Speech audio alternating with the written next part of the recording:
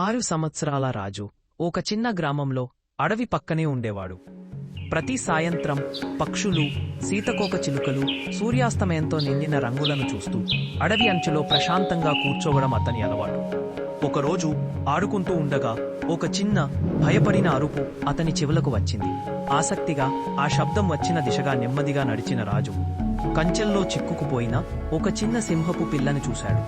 దాని కాళ్ళు గాయమై ఉన్నాయి. కళ్ళలో భయం, దేహంలో వణుకు. కాని రాజు ఏమాత్రం భయపడలేదు. అతని చిన్న హృదయంలో దయ మాత్రమే ఉంది. ఎమ్మీ, భయపడకు, నేను నీకు సహాయం చేస్తాను అని మృదువుగా చెప్పాడు.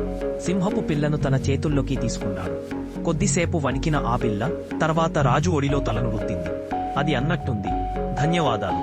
రాజు దానికి ఒక పేరు పెట్టాడు.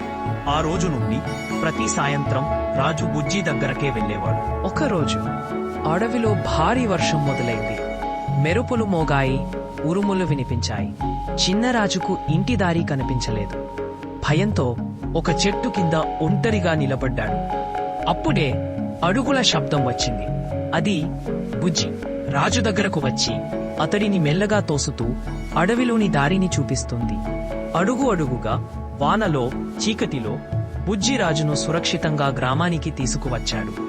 రాజు షేరును గట్టిగా కౌగిలించుకున్నాడు.